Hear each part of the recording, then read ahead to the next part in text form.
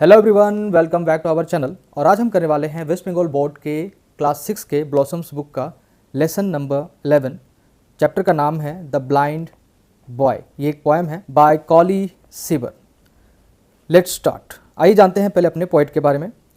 कॉली Cibber 1671 to 1757 was a noted English dramatist, actor and poet. ये जो कॉली सीबर हैं, इनका जन्म 1671 में हुआ था और डेथ 1757 में। ये एक जाने माने इंग्लिश ड्रामेटिस्ट थे, मतलब इनको ड्रामे में बहुत ज़्यादा इंटरेस्ट था। साथ ही साथ एक्टर थे और एक पोएट भी। He wrote 25 plays. इन्होंने 25 प्लेज लिखे थे जो ड्रामा होते थे, और साथ ही साथ ये एक्टर होने की वजह से इन पे काम भी करते थे। इसके अलावा अ नंबर ऑफ पोएम्स, और बहुत सारे पोएम्स भी इन्होंने लिखी। उन्हीं में से एक पोएम है द ब्लाइंड बॉय। तो चलिए चलते अपने पोएम की तरफ। Let's read. Oh say what is the thing called light। यहाँ पे ओ का मतलब है ओ, यहाँ पे किसी को एक तरह से इंडिकेट करना, अपने बारे में बताना या जताना। तो यहाँ पे लोगों को पोएट अपनी तरफ से, ब्लाइंड बॉय की तरफ से बताना चाहता है, ओ से मुझे बताओ what is that thing called light. ये जो लाइट चीज़ है वो क्या होती है। कारण यह है कि जो ब्लाइंड बॉय है वो बचपन से ही नहीं देख सकता, मतलब जब से उसका जन्म हुआ है उसने कभी किसी चीज़ को देखा ही नहीं। तब वो यहाँ पे लोगों से पूछ रहा है, हमसे पूछ रहा है, रीडर से, कि बताओ कि ये लाइट होती क्या है। विच आई कैन नेवर इन्जॉय, जिसे मैं कभी इन्जॉय कर ही नहीं सकता। यहाँ पे एनी अपोस्ट्रॉफी ई आर का मतलब है नेवर। ये ओल्ड इंग्लिश का वर्ड है, यहाँ पे उसका होगा never. What is the blessing of the site. और ये जो साइट है, साइट मतलब विज़न, देख पाने की ताकत जो होती है, ये क्या है, ये कैसी ब्लेसिंग्स है, ये कैसा आशीर्वाद है। ओह टेल योर पुअर ब्लाइंड। और प्लीज़ अपने इस बेचारे, पुअर मीन्स गरीब नहीं, यहाँ पे बेचारा होगा, बेचारे ब्लाइंड बॉय को बताओ। तो यहाँ पे पूरे पोएम में जो राइटर है, जो पोएट है, वो एक ब्लाइंड बॉय के बारे में बताता है। और ब्लाइंड बॉय जो है हम रीडर से क्वेश्चन करता है कि पहले बताओ कि लाइट क्या होती है जिसे मैं कभी इंजॉय ही नहीं कर सकता क्योंकि मैं देख नहीं सकता। और जो साइट है, मतलब देखने की जो ताकत है, विज़न जो है, वो कैसी ब्लेसिंग्स है।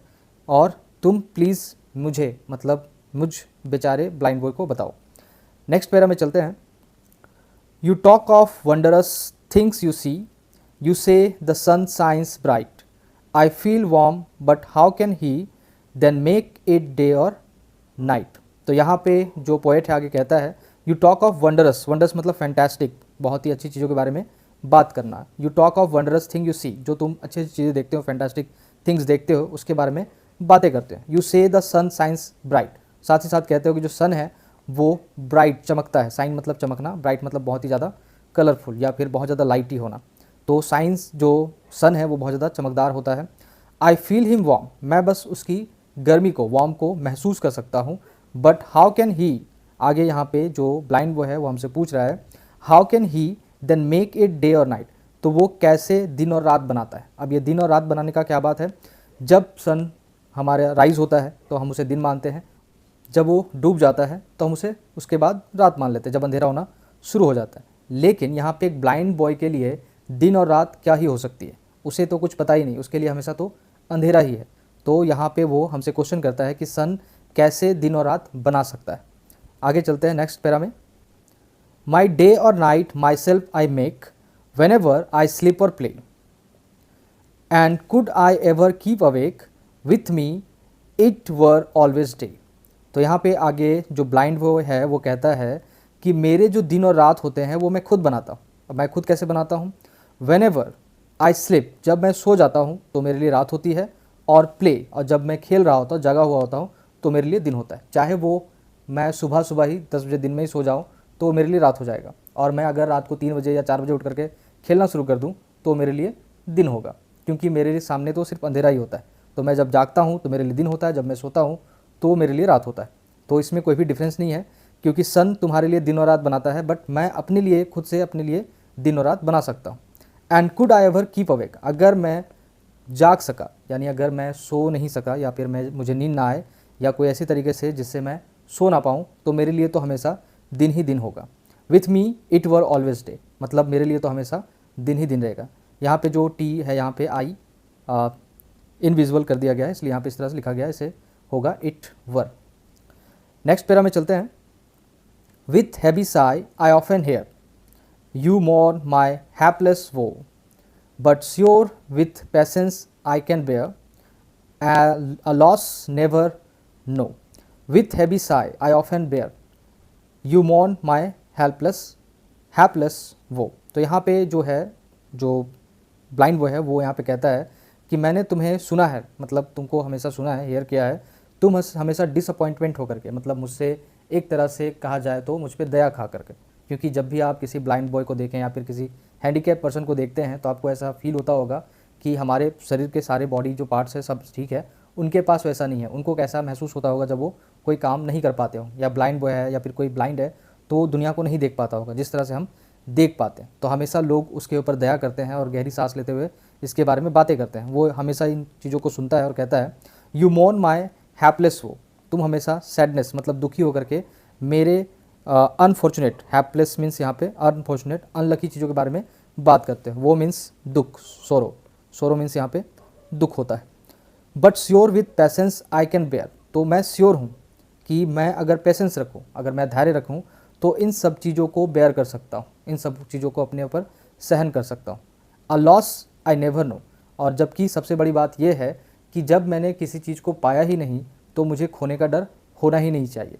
जैसे कि अगर कोई व्यक्ति अगर पूरा दुनिया देख चुका है और अचानक से उसकी आंखें चली जाती हैं किसी एक्सीडेंट में, उसके बाद वो अगर वो अंधा हो जाता है, ब्लाइंड हो जाता है, तो वो सभी चीज़ों को मिस करेगा, उसे बहुत ज़्यादा दुख होगा उन चीज़ों को लेकर जिसे उसने देखा है।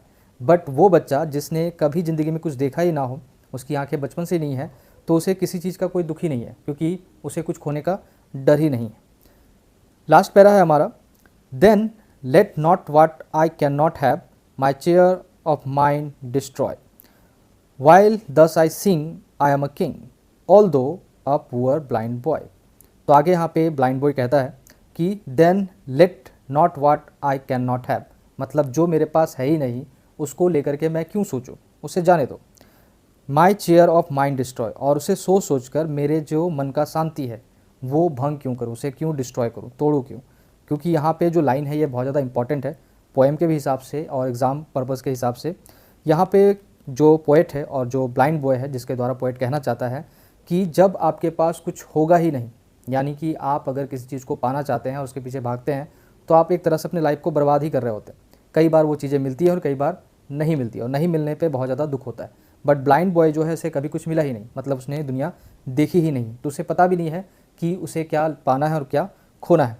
तो इस वजह से वो इस बारे में सोच कर अपने दिमाग को ख़राब नहीं करना चाहता या अपने मन की शांति को भंग नहीं करना चाहता।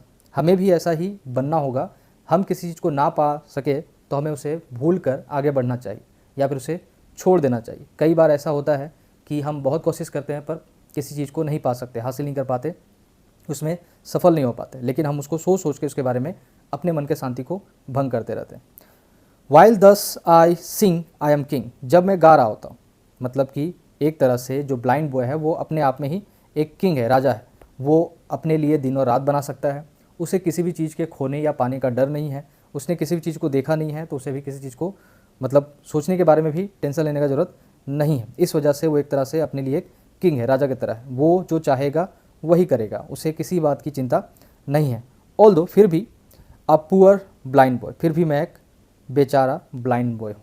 मतलब कि यहाँ पे जो ब्लाइंड बॉय है वो कहता है कि लोगों के पास सब कुछ होने के बावजूद भी वो परेशान होते हैं और पाने की चाहत रखते हैं, बट मेरे पास तो कुछ है ही नहीं, इसलिए मैं अपने लिए एक राजा की तरह हूँ और मैं किसी बात की चिंता नहीं करता। इस पोएम से हमें एक तरह से मोरल मिलता है कि जो चीज़ हमारे पास नहीं है उसके बारे में सोच कर अपना दिन बर्बाद करना बेकार बात है। अगर आपको ये पोएम अच्छा लगा हो तो लाइक ज़रूर करें। आज के लिए इतना ही। Thank you so much.